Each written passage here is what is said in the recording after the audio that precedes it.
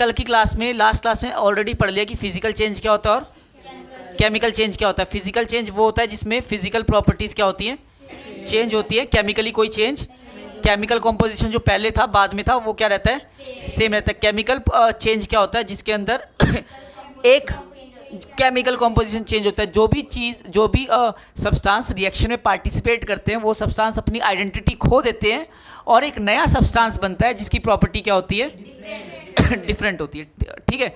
और ये जो नया सब्सटेंस बनता है इसे फिजिकल प्रोसेस से हम दोबारा ओरिजिनल पोजीशन, ओरिजिनल सब्सटेंस में कन्वर्ट, बट केमिकल प्रोसेस से हम उसे दोबारा ओरिजिनल में चेंज कर सकते हैं। बात समझ में आई कि नहीं आई? केमिकल चेंज में अगर मेरा कोई चीज़ ए से बेटा क्या बना, बी बना, किससे ये बना, केमिकल चेंज से। किससे बना, केमिकल चेंज से। तो मैं बी से दोबारा ए बना सकता हूँ केमिकल चेंज से, बट फिजिकल चेंज से मैं नहीं बना सकता। बात समझ में आई क्या? क्लियर? ओके। तो इसके बाद हमारे पास आ जाता है केमिकल रिएक्शन, जो कि हमने ऑलरेडी पढ़ लिया। केमिकल रिएक्शन क्या होता है, ये प्रोसेस होता है। Chemical reaction process of the chemical change, process of the chemical change is chemical reaction. कैसे पता लगता है कि हमारी केमिकल रिएक्शन हुई है? Change in state, change in colour, change in temperature, evolution of gas, change in order, ठीक है। और भी कुछ कहना चाहते हो तो कह दो। बात समझ में आ रही है? ओके, यहां तक क्लियर है ना? यहाँ ओके। आगे हमारे पास ये आ रहा है, एक केमिकल रिएक्शन यहाँ पे दिखाई हुई है, एक केमिकल रिएक्शन यहाँ पे दिखाई हुई है। हमने ये मैग्नीशियम की रिबन ली है, मैग्नीशियम की क्या ली है, रिबन ली है, और इसे जलाया गया है। क्या किया गया? जलाया गया है। बात समझ में आई? ओके। तो burning of magnesium ribbon in air, burning of magnesium ribbon in air and collection of magnesium oxide in the watch glass. इसके अंदर ये जो पाउडर आ रहा है, वाइट कलर का पाउडर आ रहा है, कौन सा है? मैग्नीशियम ऑक्साइड का पाउडर है, ठीक, डन। अब इस रिएक्शन के बारे में यहाँ पे सारा कुछ लिखा गया है, डन।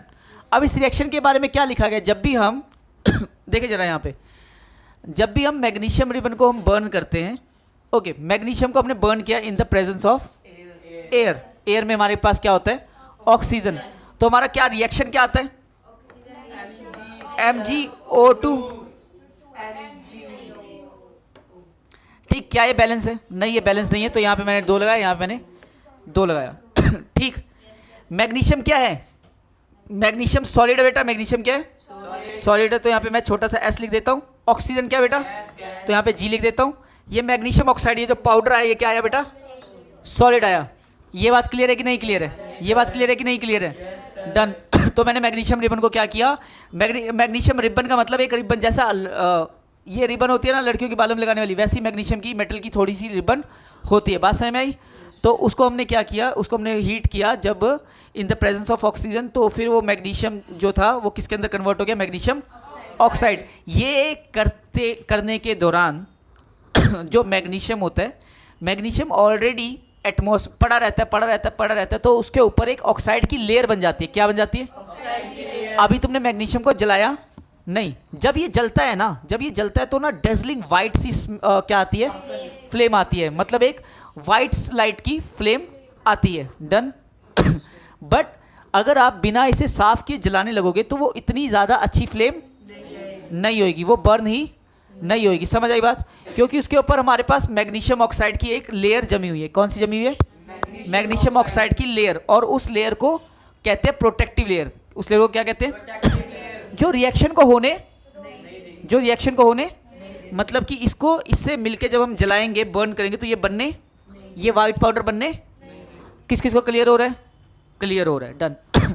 तो ये जो मैग्नीशियम का मेरे पास ये पड़ा हुआ है, इसके ऊपर एक लेयर बन जाती है। वो कौन सी लेयर होती है?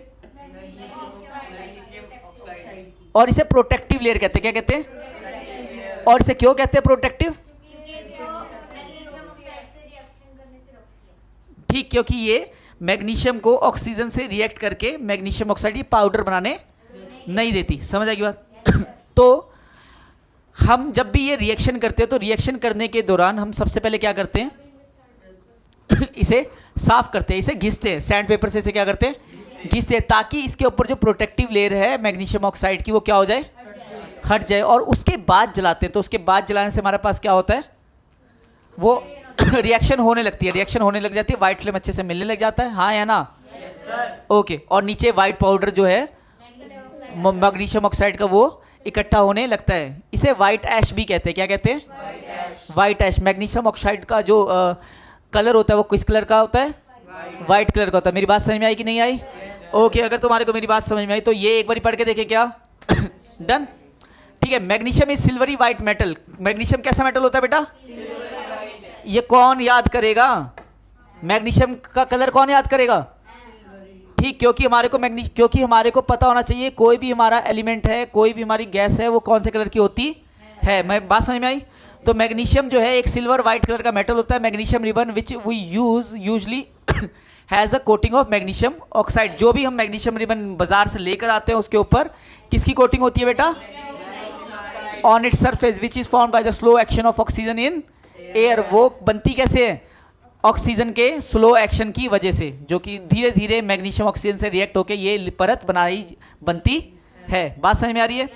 ओके, उसके बाद when magnesium ribbon is heated it Burns in air with dazzling white flame. जब मैग्नीशियम रिबन को हम हीट करते हैं तो वो एक वाइट फ्लेम से एक वाइट फ्लेम प्रोड्यूस करता है और एक वाइट पाउडर मैग्नीशियम ऑक्साइड का बनाता है, हाँ या ना?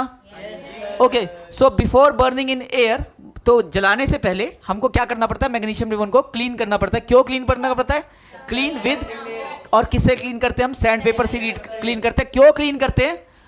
ताकि वो प्रोटेक्टिव लेयर क्या हो जाए?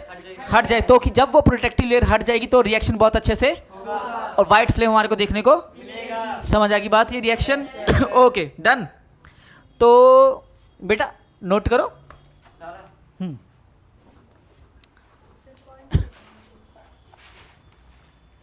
मैं आगे चलो, आगे चलो।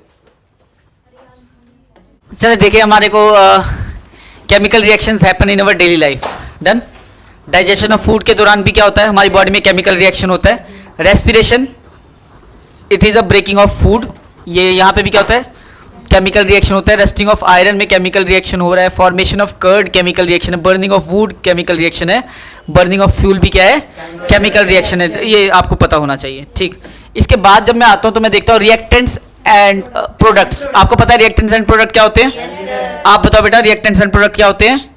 आपको नहीं पता है? ओके, तो रिएक्टेंट्स क्या होते हैं? वो सब्सटेंस जो कि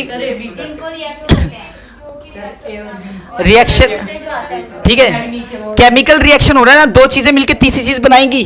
दो चीजें अपनी आइडेंटिटी खो देंगी, या तो एक चीज होगी तो वो भी अपनी आइडेंटिटी खो और नया बनेगा। तो जो चीजें मिलती हैं या फिर जो चीज अपनी आइडेंटिटी खोती है वो क्या होते हैं?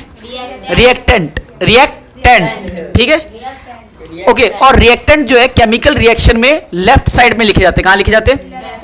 और उनके बीच में क्या होता है? उनके बीच में प्लस का साइन होता है, ठीक है, और एरो होता है। उसके बाद क्या होता है? प्रोडक्ट होता है। जो थर्ड चीज जो बनती है उसे क्या बोलते हैं? प्रोडक्ट बोलते हैं। बात क्लियर है? ओके, तो जब हमने एक केमिकल रिएक्शन पढ़ी अभी, magnesium plus oxygen magnesium oxide, इसे हम वर्ड इक्वेशन बोलेंगे। क्या बोलेंगे? क्योंकि हमारा ये सारा का सारा वर्ड में लिखा गया है। डन। और उसके बाद से ये जो भी हम इक्वेशन लिखते हैं तो साइड साइड में हमारे को मेंशन करना पड़ता है कि बेटा वो एयर है, सॉलिड है, लिक्विड है, गैस है, ठीक है, एक्वस है, जो भी है हमारे को वो लिखना पड़ता है। ओके, वो अभी मैं आपको बता दूंगा। रिएक्टेंट्स, इसके अंदर रिएक्टेंट कौन है? Magnesium and oxygen. Done. Oxygen लिखो चाहे एयर लिखो, कोई दिक्कत की बात नहीं है। प्रोडक्ट क्या बना? यहाँ पे किसकी डेफिनेशन है? रिएक्टेंट्स एंड नोट करो, ये पूरा लिख ले, यहां तक फट से नोट करो। रिएक्टेंट एंड प्रोडक्ट के बाद क्या हमारे पास? हमारे पास यह है एक केमिकल इक्वेशन। एक केमिकल इक्वेशन। एक केमिकल रिएक्शन को हम कैसे लिख के दिखाते हैं? केमिकल रिएक्शन, जो भी हमारी रिएक्शन हो रही है उसे हम रिप्रेजेंट करते हैं with the help of chemical equation. जो अब आप इसे केमिकल इक्वेशन बोलो या केमिकल रिएक्शन बोलो, एक ही। What is chemical reaction? It is a process of chemical change. जो केमिकली चेंज हो रहा है उसी को केमिकल रिएक्शन कहते हैं, हाँ या ना? डन। तो केमिकल रिएक्शन एक प्रोसेस है, ठीक। अब उस प्रोसेस को हम जो लिख के दिखाते हैं वो केमिकल क्या है? इक्वेशन है। तो this is a chemical equation. आप इसे केमिकल रिएक्शन भी बोल देते हो, कोई दिक्कत की बात नहीं है। ये वही रिएक्शन है जो कि हम बहुत बारी देख चुके हैं, हाँ है ना। अगर कभी भी आपके पास जो केमिकल रिएक्शन हो रहा है उसके पास आपको जहां पे भी एटम्स दिख रहे हैं, ठीक है, ये एटम है, ये क्या है, ये O2 है, मतलब ऑक्सीजन का मॉलिक्यूल है, ये क्या है, समझ आएगी बात। एटम और मॉलिक्यूल में फर्क किस किस को पता है? एटम एंड मॉलिक्यूल में फर्क किस किस को पता है? Atom is atom is one atom, molecule is group of atom, done. तो एटम और मॉलिक्यूल मिले और वो क्या बना? ग्रुप। वो भी क्या बना? ग्रुप। वो भी मॉलिक्यूल है, वो भी क्या है, उसे क्या बोलेंगे? एलिमेंट या कंपाउंड? एलिमेंट या कंपाउंड क्या बोलेंगे इसे? कंपाउंड। बोल दो सारे बोल दो। कंपाउंड। बेटा यहाँ पे उबासियां नहीं लेनी है, उबासियां ले रहे हो आप। देखो अभी यहाँ पे अगर कभी भी साइड में लिखा हुआ है तो ये यहाँ पे थोड़ा नीचे लिखा है, आपको साइड में लिखना, बिल्कुल ऐसे साइड में लिखना, बिल्कुल ऐसे। कैसे? Mg, ये ऐसे एस लिख दिया, समझ आएगी बात। तो अगर एस लिखा है इसका मतलब है सॉलिड, जी लिखा है इसका मतलब, एल लिखा है लिक्विड, ए क्यों लिखा है? एक्वस। एक्वस क्या होता है? अगर किसी भी चीज को हम किसी भी चीज को क्या करते हैं? घोलते हैं, ठीक है, डिसॉल्व करते हैं इन वाटर, तो जो सॉल्यूशन बनता है उसे हम क्या बोलते हैं? Aqueous solution. क्या हमेशा हर एक चीज वाटर में ही डिसॉल्व होती है? नहीं, हमेशा हर एक चीज वाटर में डिसॉल्व, अलग अलग जगहों में भी डिसॉल्व होती है, अलग अलग चीजों में भी डिसॉल्व। मैं एसिड में डिसॉल्व कर सकता हूं, मैं बेस में डिसॉल्व कर सकता हूं, मैं ऑयल में डिसॉल्व कर सकता हूं चीजों को, हाँ या ना? कुछ चीजें वाटर में डिसॉल्व होती है और कुछ चीजें वाटर में डिसॉल्व नहीं होती। जो चीजें वाटर में डिसॉल्व होके जो सॉल्यूशन तैयार होता है तो उसे क्या बोलते हैं? और अगर कोई सॉल्यूशन जो है वो किसी और, उसमें सॉल्वेंट कोई और था तो कौन सा होगा? वो एक कोई सॉल्यूशन नहीं होगा। आपको पता है ना सॉल्यूशन क्या होता है? सॉल्यूशन के कुछ इंपॉर्टेंट क्या होते हैं? इंपॉर्टेंट कंपोनेंट्स होते हैं। सॉल्यूशन में दो चीज होती है, एक सॉल्वेंट और एक सॉल्यूट और एक सॉल्वेंट, हाँ है ना। सॉल्यूट क्या होता है? जिसमें कोई चीज घोलते हैं। सॉल्यूट सर जो कम मात्रा में होता है। सॉल्यूट जो होता है वो लेस क्वांटिटी में होता है, ठीक है। सॉल्यूट वो होता है जो डिसॉल्व होता है, और सॉल्वेंट वो होता है जिसके अंदर डिसॉल्व करते हैं। आपको समझ में आया कि नहीं आया? अगर आपका सॉल्वेंट वाटर है तो जो आपका सॉल्यूशन वो क्या कहलाएगा? अगर आपका सॉल्यूशन वाटर नहीं है तो आपका सॉल्यूशन क्या नहीं कहलाएगा? बात समझ में आ रही कि नहीं आ रही? क्या हुआ? सॉल्यूशन बोल दो, एक्वस सॉल्यूशन नहीं बोलना। वाटर हमारे दिल के प्यार करीब है, इसलिए हमने उसके लिए नाम क्या रखा हुआ है? बाकी लोग दिल के करीब नहीं है, इसके लिए उनके लिए कोई स्पेशल नाम नहीं रखा। बात समझ में आ गई क्या? Why there is need of balancing a chemical equation? Why there is need of balancing of chemical? आपको ऑलरेडी पता है कि नहीं पता कि तुम ये नहीं कह सकते to obey law of conservation of mass. आप सीधा सीधा बोलो कि अगर दो चीजें रिएक्ट हो रही हैं और दो चीजें मिलने के बाद तीसरी चीज बन रही है तो जो आगे वालों का मास है और जो पीछे वालों का मास है वो बराबर ही होना चाहिए। मतलब कि कहने का मतलब अगर ए और बी मिलके बना रहे हैं सी और डी, ठीक है ना, अगर ये दोनों मिलके 2 ग्राम है तो ये भी कितना आना चाहिए? 2 ग्राम। क्योंकि अगर मैंने 2 चीज को 2 ग्राम को मिलाया तो बाद में कितना ही रहेगा? 2 ग्राम रहेगा, कोई कम ज्यादा नहीं होगा। अगर आपने कौली में चीनी डाली और आपने पानी डाला, जो मास मिलाया घुलने के बाद वजन उतना ही होना चाहिए, हाँ या ना? तो कोई मास अगर बढ़ गया तो मास आया कहां से? बढ़ गया तो मास घट गया तो मास गया कहां? समझ आ रही बात कि नहीं आ रही? तो इसीलिए हम केमिकल इक्वेशन को क्या करते हैं? बैलेंस करते हैं। क्यों बैलेंस करते हैं मैं आपको दिखा देता हूं सीधा सीधा। तुमको पता है कि नहीं पता? Mg प्लस O2 MgO, इसको नहीं किया है बैलेंस, इसे नहीं किया है इसका कितना मास होता है? 2 मैग्नीशियम का मास कितना होता है? किसको पता? हाथ खड़ा करो, बोल वंशिका। सर पता है, जल्दी बता। पता है सर। बता बेटा बता। 24 वॉट AMU। अगर मैं एक एटम की बात करूं तो 24 AMU। अगर मैं एक मोल की बात करूं तो 24 ग्राम। 24 ग्राम। एक मोल का मतलब होता है 6.02 इंटू 10 की पावर 23 एटम्स, ठीक। तो इसका मास अगर 24 AMU है और इसका मास जो है 24 U लिख दूं, AMU के बजाय क्या लिख दूं? U, एक ही बात है। और इसका एक का मास होता है 16 और 2 का मास कितना हो गया? 32 U। तो कितना आया यहाँ पे सॉल्व करके 5 6 56 u, और इधर कितना आ रहा है mg 24, ये 16, कितना आया, कितना है ये 10 40, कितना आया, अगर ये 56 था तो 40 आएगा क्या, हम कह सकते हैं ना ये 14, ये 16 मास कहाँ गया, ये 16 मास, हम जितना घोलते हैं उतना ही बनता, जितना रिएक्ट कराते हैं उतना ही प्रोडक्ट बनता, तो ये क्या, ये सही है क्या, क्योंकि हमें पता है हम जितना रिएक्ट करवाएंगे उतना ही बनेगा, इसीलिए हम रिएक्शन को क्या करते हैं, बैलेंस करते हैं, क्योंकि इतना रिएक्ट करा था और इतना बना, इतना रिएक्ट करा था और इतना बना। ठीक, वो हम बैलेंसिंग सीखेंगे आगे। हमने क्या बैलेंसिंग नहीं सीखी है, क्या हमने बैलेंसिंग का बढ़िया मेथड सीखा है, क्या अब हमने बैलेंसिंग का एकदम नूब वाला मेथड सीखना है, हाँ वो वाला मेथड भी सीखना, क्या कहते हैं उसे, हिट एंड ट्रायल मेथड, क्या कहते हैं, हिट एंड ट्रायल मेथड। उसके बाद उसके साथ साथ हम हाफ रिएक्शन मेथड भी सीखेंगे। ठीक, एक और मेथड, एक और मेथड। ओके, अब इसे बैलेंस अगर मैं कर लेता हूं तो यहाँ पे लगा देता हूँ 2, यहाँ पे लगा देता हूँ 2, हाँ है ना, ये कितना बन गया बेटा 48 u, ये कितना बन गया बेटा 32 u, ये कितना बन गया 70 80, कितना बन गया बेटा, हाँ है ना। ठीक, और इधर देखो ये कितना बन गया 24 और 16 इंटू 2, 24 16 कितना बन गया 20 30 40 दूना 80, तो क्या 80 80 बना गया, 80 80 तो हमारा यहाँ पे law of conservation of mass apply हो रहा है, अप्लाई, इसका मतलब ये जो है हमारे दिल को तसल्ली दे रहा है कि मैंने 80 यूनिट को 80 एटॉमिक मास यूनिट को क्या किया था, घोला था और रिएक्ट करवाया था और बना भी कितना, कहीं पे कुछ गया, कहीं से कुछ आया, बात समझ में आ रही कि नहीं आ रही, जो नहीं बोलेगा वही मार खाएगा, जो नहीं बोलेगा वही मार खाएगा। 2 बच्चे क्लास में नहीं बोल रहे, कौन कौन है वो बच्चे, तरन और आयुष, और इन बच्चों का पूरा ध्यान है कि कौन कौन नहीं बोल रहे हैं ये देखें हमारे पास दिखाया हुआ है अनबैलेंस केमिकल इक्वेशन और बैलेंस केमिकल इक्वेशन। डन, यहाँ पे देखो ये लिखा है ना H2 + Cl2 HCl, H2 + Cl2 HCl, Cl2। देखो बेटा तुम्हारे बच्चों आराम से प्यार से मैं तुम्हारे को 2 बातें बोल रहा हूँ, आप लोगों को हमेशा याद रखनी है।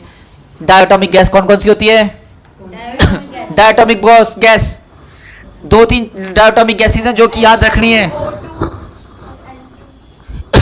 H2 हो गया, O2 हो गया, Cl2 हो गया, ये हमको याद रखनी है। समझ आ रही बात, ये हमेशा 2 की फॉर्म में मिलेगी, किसकी फॉर्म में मिलेगी, 2 की फॉर्म में मिलेगी, बात सही में आई क्या, ओके आगे देखें, अगर मैं यहां पे कर रहा हूं, ठीक, यहां पे देखो हाइड्रोजन के 2, ये हाइड्रोजन मॉलिक्यूल है ना, ये हाइड्रोजन का एक मॉलिक्यूल, ये ऑक्सीजन का मतलब ये एक एक मॉलिक्यूल है, एक एक, यहाँ पे एटम दिखाए हुए हैं, हाइड्रोजन कितने एटम है, यहाँ पे 2, यहाँ पे कितने एटम है, HCl का कितना बना, 1, कितना बना, हमने लिख दिया हाइड्रो, क्योंकि आपको याद था आपको कि हाइड्रोजन तो भाई डायटोमिक है, वो 2 की फॉर्म में होगा, क्लोरीन भी डायटोमिक है 2 की फॉर्म में होगा, लेकिन हाइड्रोजन क्लोराइड का पता नहीं था आपको, ठीक, तो आपने HCl लिख दिया, है ना।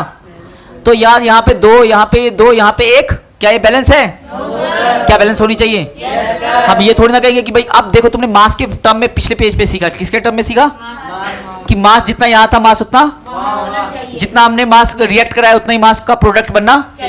अब हम नंबर पे बात करें, किसकी बात कर रहे हैं, अगर हाइड्रोजन 2 है तो मेरे को हाइड्रोजन 2, अगर क्लोरीन 2 है तो मेरे को क्लोरीन 2, बट यहाँ पे ऐसा था नहीं, बात समझ में आ रही है कि नहीं आ रही है। अगर मैं यहाँ पे देख रहा हूँ तो हमारे पास 2 हाइड्रोजन है 2 क्लोरीन है, हाँ है ना, यहाँ पे 2 हाइड्रोजन है 2 क्लोरीन, हाँ है ना, क्या ये बैलेंस है कि नहीं है, और ये बैलेंस, बात समझ में आई, क्या यहाँ पे law of conservation mass valid है, यहाँ पे दिल को शांति मिल रही है, वहां पर, ओके बच्चे ये बात क्लियर है। चलो आगे देखें, आगे हमारे पास आ गया how to balance chemical reaction, या फिर केमिकल रिएक्शन बोल दो या केमिकल इक्वेशन बोल दो, एक ही बात है ना। तो चलो देखो ये जो एरो है मैंने बहुत प्यार से इसको यहाँ पे बनाना था पर वहां पे बना दिया, ठीक है, तुम लोगों को आता होगा, डेफिनेटली आता होगा, पर मैं तुम्हारे को बता देता हूँ कि एक्चुअल में कि ये करते कैसे हैं। हाँ ये क्या बेटा, ये क्या बेटा, और ये क्या बेटा, क्या आपको नहीं बताया था रिएक्टेंट लेफ्ट साइड होता है, भूलो मत, मैं यहाँ पे बस यही कहना चाहता हूँ, यहाँ पे जो भी बच्चा आ रहा है वो बराबर सीख रहा है, कोई भी कम और कोई भी ज्यादा। वो डिपेंड उसी के ऊपर करता है, जो घर जाके ज्यादा पढ़ेगा उसी को ज्यादा आएगा, उसी के नंबर टेस्ट में ज्यादा आएंगे, उसी के नंबर यूनिट टेस्ट में ज्यादा आएंगे, उसी के नंबर मंथली टेस्ट में ज्यादा आएंगे, और उसी के नंबर क्लास में और बोर्ड्स में भी उसी के नंबर आएंगे। समझ आ रही बात?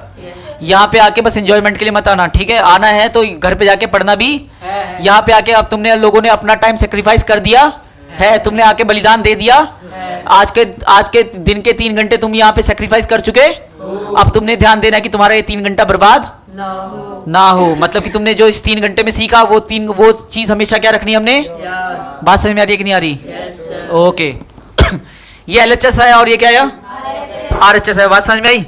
तो चलो, ये एक रिएक्शन दी हुई है, ये अनबैलेंस है भाई।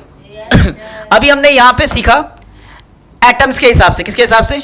जितने इधर है उतने इधर, ठीक। ये भी एक बैलेंसिंग करने का हमने यहाँ पे। उसके बाद उससे पहले हमने क्या देखा? ये मास का तरीका। कौन सा तरीका? जितना मास यहाँ पे उतना मास यहाँ पे होना चाहिए। हमने वीडियो रिकॉर्ड नहीं करी, बट क्या हमने बैलेंसिंग बाय मास कर लिया है? हाँ है ना? तो अब हम बैलेंसिंग बाय क्या करेंगे बेटा? नंबर। जितना नंबर यहाँ पे उतना नंबर यहाँ पे। अगर हाइड्रोजन 2 यहाँ पे तो हाइड्रोजन 2 यहाँ पे। डन। समझ आई बात? और इस मेथड को क्या बोलेंगे हम?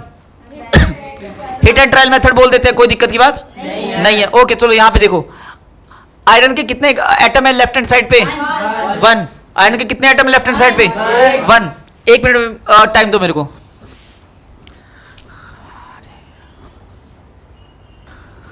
चलो फिर देखें, यहाँ पे हमारे पास आयरन के कितने एटम है?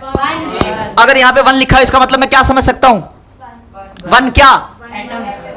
या तो एक एटम होगा या तो एक, अबे या तो एक एटम है, ठीक, या तो एक 1 मोल ऑफ एटम है। समझ बात? या तो एक एटम है या तो एक मोल। एक का मतलब एक होता है, और एक मोल का मतलब 6 × 10⁻23 होता है। मतलब कि करोड़ करोड़ करोड़। समझ आ रही बात? बहुत ज्यादा। कितना? बहुत ज्यादा। बात समझ आ रही नहीं आ रही? और अगर इसके आगे ये एक मॉलिक्यूल है ना, इसके आगे 1 लिखा है, इसका मतलब क्या है? या तो ये एक है या तो एक मोल है। बात समझ में आई कि नहीं आई? किसको तो क्लियर है? आप लोगों को पता है कि एक दर्जन में 12 होते हैं। क्या होते हैं? 12 कुछ भी सब्सटेंस होते हैं, हाँ है ना? तो वैसे ही आप लोगों को पता है कि एक मोल में 6 × 10⁻23 एटम्स या मॉलिक्यूल्स होते हैं। 6 × 10⁻23 बंदे भी होते एक मोल में। कितने में? बात समझ में आ रही कि नहीं आ रही? ओके। ये जो आगे लिखे हैं बेटा, वैसे तुम्हारे को बताना नहीं चाहिए, पर मैं बता ही देता हूँ। बताना नहीं चाहिए का क्या मतलब है? बताना तो सब कुछ चाहिए। कि तुम्हारे पास दिमाग नहीं है क्या? क्या तुम कम हो किसी से? तो तुमको बताना तो होना चाहिए, बट सिलेबस से निकाल दिया, पता नहीं क्यों निकाल दिया बिना। ये देखे, इसे को ना स्टोइकियोमेट्रिक कोएफिशिएंट बोलते। क्या बोलते हैं? STCHIOMETRIC coefficient. समझ आएगी बात? अगर स्पेलिंग गड़बड़ हो तो माफ कर देना। डन। समझ में बात? स्टोइकियोमेट्रिक कोएफिशिएंट बोलते हैं, ठीक है? अब देखें, यहाँ पे कितने एटम है इसके? 1। हाइड्रोजन इस तरफ कितना है? 1 × 2। 1 × 2। तुम्हें पता ना कैसे काउंट करते हैं? सीखा था कि नहीं सीखा था? 1 × 2 2। ऑक्सीजन 1 × 1। उधर देखें क्या? Fe के 2 है, ठीक, और O के 3 और H के 2, हाँ है ना? क्या बैलेंस नहीं है? Fe और O बैलेंस नहीं है। तो चलो बैलेंस करें। सबसे पहले बड़ा वाला उठाओ। Fe2 यहाँ पे 2 है। अगर मैं यहाँ पे 2 कर देता हूँ तो क्या Fe बैलेंस हो जाता है? अब मेरा क्या बच गया? O उधर कितना है? 3। और इधर O कितना है? 1 है। इधर O कितना है? उधर कितना? 1 3 जा। यहाँ पे कितना? तो क्या ये भी 3 हो गया? क्या ये 3 है? हाँ है ना? हाइड्रोजन कितना हो गया बेटा? देख, मैं बैलेंस कर चुका हूँ ऑक्सीजन को, मैं बैलेंस कर चुका हूँ आयरन को। अब मैं बैलेंस कर रहा हूँ किसको? हाइड्रोजन। हाइड्रोजन यहाँ पे कितना है? और वहां पे कितने हैं? यहाँ पे क्या लिख दूं? 3। अब मेरे को यहाँ पे कुछ नहीं आएगा, यहाँ पे कुछ भी। आयरन बैलेंस है, हाँ 1 तो है ही है, कोई दिक्कत की बात नहीं। आयरन बैलेंस है, ऑक्सीजन बैलेंस है, सब कुछ बैलेंस है। अब चलो एक काम करते हैं, मैं तुम्हारे को बताता हूँ कि बैलेंसिंग कैसे करते हैं। ये वाला समझ में आया कि नहीं आया? एक और मेथड देखो, इन सब में से कोई भी एक उठा लो। आयरन उठा लो, यहाँ पे क्या उठा लो? आयरन उठा लो। और यहाँ पे आयरन किसके पास है? FeO3, हाँ है ना? ये रहा। हाँ है ना? यहाँ पे आयरन कितना है और वहां पे कितना है? लगा लो 2, लगा लो 2। यहाँ पे क्या बच गया? O। और वहां पे क्या नहीं है? O किसके पास है? H2O।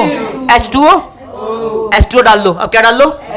तो यहाँ पे मैंने लिखा 2Fe प्लस H2O। यहाँ पे और कुछ नहीं डाला। अब यहाँ पे कुछ नहीं डाला। बात समझ में कि नहीं आई? Yes sir. यहाँ ऑक्सीजन कितना हो गया? 3। यहाँ पे कितना कर दो? 3। बैलेंस हो गया ऑक्सीजन। Yes sir. अब यहाँ पे हाइड्रोजन कितना हो गया? 6। यहाँ पे हाइड्रोजन है क्या? No sir. यहाँ पे हाइड्रोजन डाल दो। यहाँ पे हाइड्रोजन डाल दो। हाँ है ना? Yes sir. 3H2O is equal to Fe2O3 plus H2।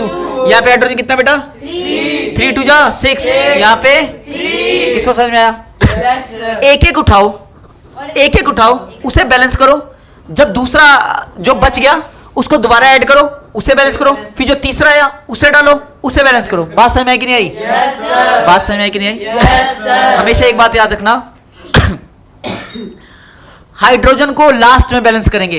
अगर इस हिसाब से कर रहे हैं तो हाइड्रोजन को लास्ट में और ऑक्सीजन को सेकंड लास्ट में बैलेंस करेंगे। ऑक्सीजन को सेकंड लास्ट। किसको समझ में आया? सर है। चाहे कोई भी हो, कैसा भी हो, जो मैं बोल रहा हूँ समझ में आया? Yes sir. इसी प्रैक्टिस करेंगे और सारा कुछ क्लियर हो जाएगा। Yes sir. सबसे मेथड आपको मुश्किल जो है वो लगेगा बैलेंस बाय मास वाला। सबसे मुश्किल क्या लगेगा? Balance by mass. ये वाला इजी लगेगा। ये वाला क्या लगेगा? इजी। ये वाला क्या लगेगा? इजी। ये वाला थोड़ा सा कंफ्यूजिंग लगेगा क्योंकि आपने एक ही स्टेप में सारा कुछ घुसा। दिया। बात समझ में आई कि नहीं आई? Yes sir. तो ये वाला सबसे ज्यादा क्या लगेगा? इजी। क्योंकि आपने एक रखा, एक रखा, एक को बैलेंस किया। Yes. फिर यहाँ पे ऑक्सीजन बच गया था, आपने ऑक्सीजन वाले को ऐड किया, ऑक्सीजन वाले को आपने ऑक्सीजन बैलेंस किया। यहाँ पे हाइड्रोजन है, यहाँ पे आपने हाइड्रोजन डाला, आपने उसको ही बैलेंस कर डाला, आपने उसको ही बैलेंस। ये वाला आपको बढ़िया लगेगा। समझ में आ रही बात कि नहीं आ रही? ठीक है, आगे चलें। Yes sir. Types of chemical reaction, हमारा कोशिश है कि हम 1-2 केमिकल रिएक्शन और करेंगे।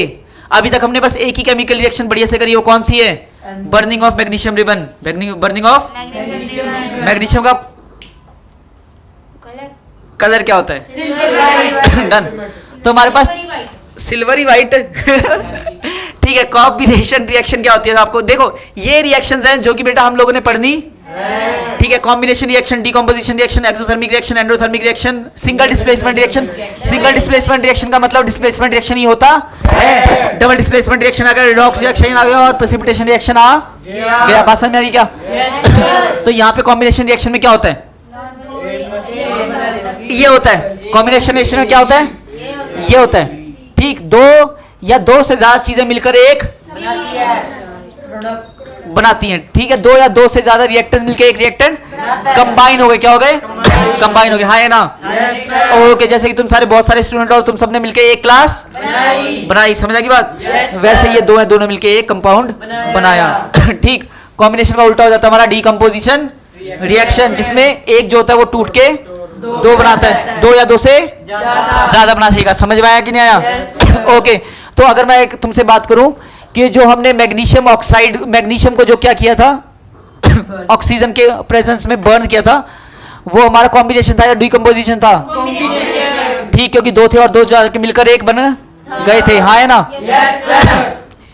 ये यस सर वाली जो आवाज है वो थोड़ी सी कम रहे, और जब मैं कुछ चीज बोलूं तो जो आंसर देने उसमें आवाज थोड़ी सी ज्यादा रहे, ताकि तुम्हारे मुंह से आंसर आए। यस सर बोलना इज लाइक कि हम आर्मी में खड़े हैं और हम परेड कर रहे हैं। चलो ठीक है, मान लिया कि हम थोड़ी सी मेहनत हम भी कर रहे हैं, फोकस्ड हम भी हैं, जोश हमारे अंदर भी है। ठीक है, और यस सर का जोश तुम्हारा अच्छा लग रहा है मेरे को, बट जब आंसर वाला जोश उस टाइम पे तुम्हारा बोलना चाहिए। कुछ बच्चे उस टाइम पे नहीं बोल रहे हैं, बट यस सर के टाइम पे बोल रहे हैं। समझ में आ रही बात? तो उस टाइम पे नहीं बेटा, है ना? उस जो आंसर वाला टाइम है उस टाइम पे ही बोलो, प्रॉपर बोलो। ओके, उसके बाद एक्सोथर्मिक रिएक्शन, एंडोथर्मिक रिएक्शन होगा। एक्सोथर्मिक रिएक्शंस क्या होती हैं?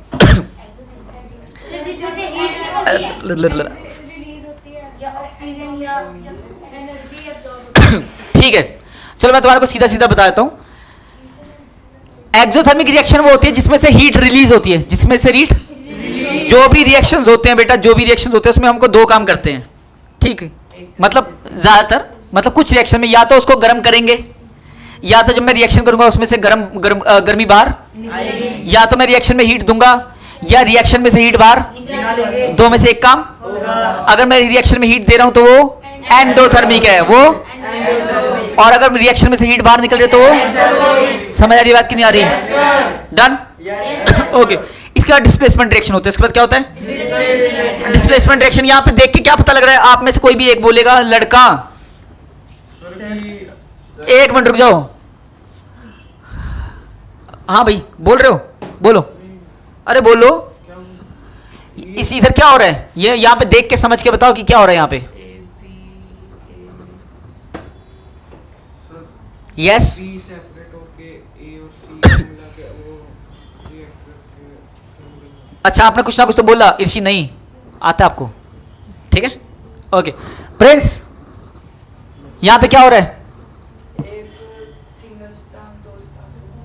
एक सिंगल दो को क्या कर रहा है?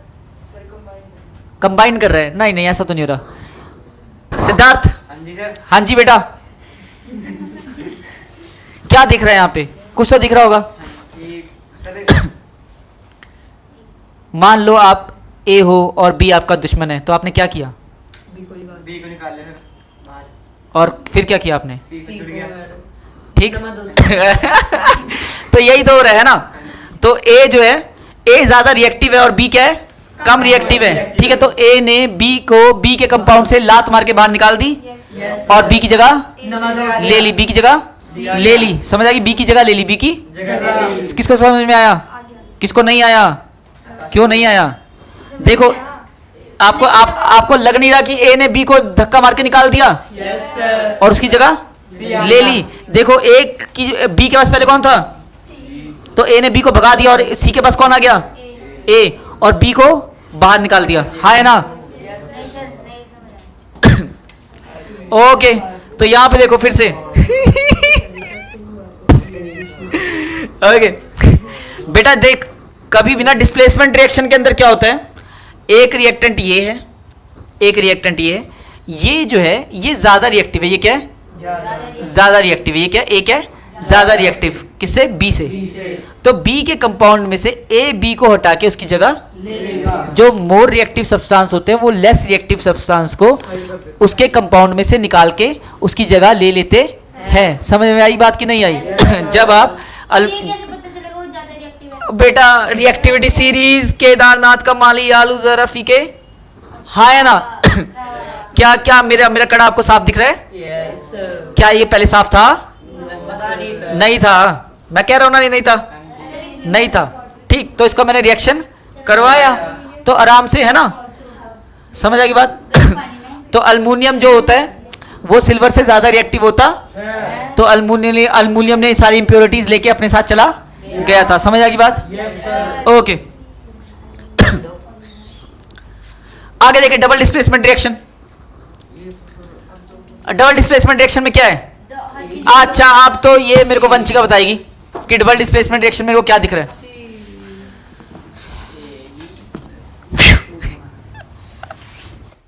हाँ जी बेटा।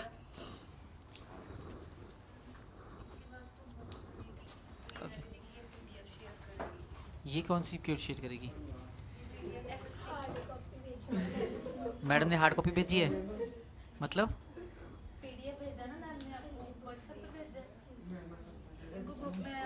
ओके लवन्या, वंशिका, यहाँ पे क्या दिख रहा है आपको?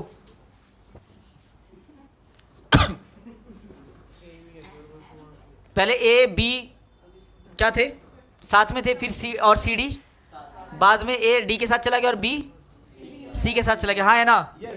तो दोनों ने अपने दोस्तों को क्या कर लिया? बदल लिया। क्या कर लिया?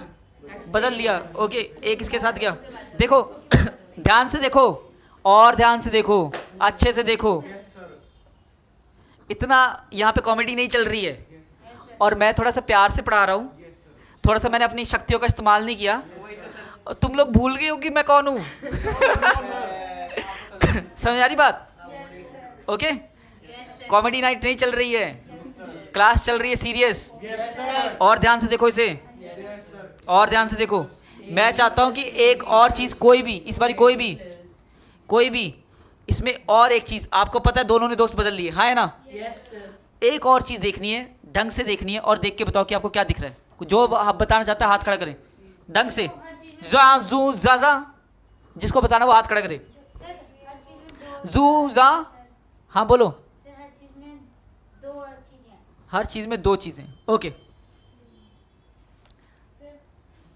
किसी ने भी प्रिंस, प्रिंस मेरे प्रिंस। इसमें दो चेंज हो रहे हैं सर, पहले में एक और थे, अभी हाँ यहाँ पे 2 तो चेंज हो रहे हैं, यहाँ पे दोनों ने दोस्त बदल लिए। ए ने डी का साथ ले लिया और बी ने सी का साथ ले लिया। और क्या दिख रहा है, ए अंश की बात नहीं करेंगे अभी, जो ए बी सी डी खेल रहे हैं। पहले तो हाथ खड़ा करेंगे, पहले बता ले, तू बता ले। सर जो बी और डी है वो कम रिएक्टिव है। है ना, ऐसा कुछ नहीं है, अदला बदली करिए। सर कि इसमें कोई भी मतलब जो जितने भी आइटम्स हैं वो सारे सर ग्रुप्स में ही आएंगे। नहीं नहीं, ये भी नहीं है, और ध्यान लगाओ।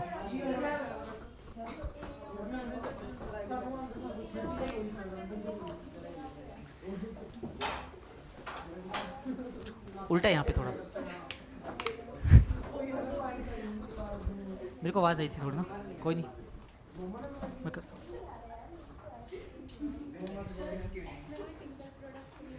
चले और बताओ, और बताओ, और बताओ। सर किसी का तो शैतानी दिमाग चला होगा। सर जो बताओ, आप बताओ फिर, बताओ बेटा, आप बताओ।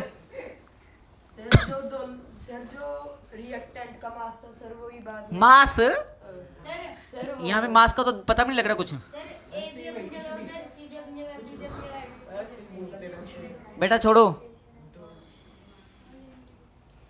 देखो जी, देखने वाली क्या बात है। आगे वाले ने पीछे वाले से दोस्ती करी और पीछे वाले ने आगे से दोस्ती करी, हाँ है ना। डबल डिस्प्लेसमेंट रिएक्शन में यही होता है, आगे वाला पीछे से दोस्ती करता है और पीछे वाला आगे से। बात समझ में आई क्या? कभी आगे आगे वाले को मत जोड़ देना, कभी पीछे पीछे वाले को मत जोड़ देना। क्लियर हो रहा है कि नहीं हो रहा? Yes sir. ढंग से देखने को कहा था, तो ढंग से ये दिखता है कि नहीं दिखता? हाँ है ना, ओके। रिडॉक्स रिएक्शन वो रिएक्शन होती है जिसके अंदर ऑक्सीडेशन रिडक्शन दोनों होता है, और तुम्हारे को दोनों का ही मतलब नहीं पता, ठीक। ऑक्सीडेशन अच्छा थोड़ा सा पता है, ठीक है। प्रेसिपिटेशन रिएक्शन वो रिएक्शन होती है जिसके अंदर प्रेसिपिटेट्स बनते हैं। क्या बनते हैं? प्रेसिपिटेट होते हैं, मतलब कुछ जब रिएक्शंस होती हैं उनके दौरान कुछ चीजें बन जाती हैं जो कि सॉल्यूबल नहीं होती, जो कि रिएक्शन में नीचे बैठ जाती है। रिएक्शन के बाद जो प्रोडक्ट बनता है उसमें नीचे बैठ, उन्हें क्या बोलते हैं? प्रेसिपिटेट। और जिस रिएक्शन में प्रेसिपिटेट बनते हैं उसे बोलते हैं प्रेसिपिटेशन। बात समझ में आ रही है? आप क्यों खड़ी हो रही हो? ये रिएक्टिविटी सीरीज है हमारी, ये क्या हमारी रिएक्टिविटी सीरीज, ठीक है। अब खड़े हो जाओ, किस किस को आती है ये? देख के किस किस को आता है ये बताना। सी और एच कार्बन और हाइड्रोजन, सर वो हाँ भाई कर लोगे, बढ़िया, ठीक है, कोई दिक्कत की बात नहीं है, ओके। ये क्या है? अच्छा,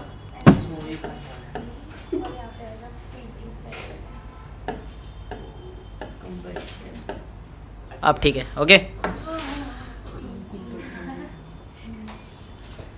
खड़ी हो जाओ, खड़ी। ये जानबूझ के था। नहीं सर सच में, आगे आगे हमारा कॉम्बिनेशन रिएक्शन, सर सच में। आगे क्या गया हमारा? Combination reaction. जब आप लोग इतने ज्यादा बोल रहे हो, क्या आपको नींद आ रही है? No sir. तो आपको कैसे आई? पता नहीं सर। कैसे आ गई?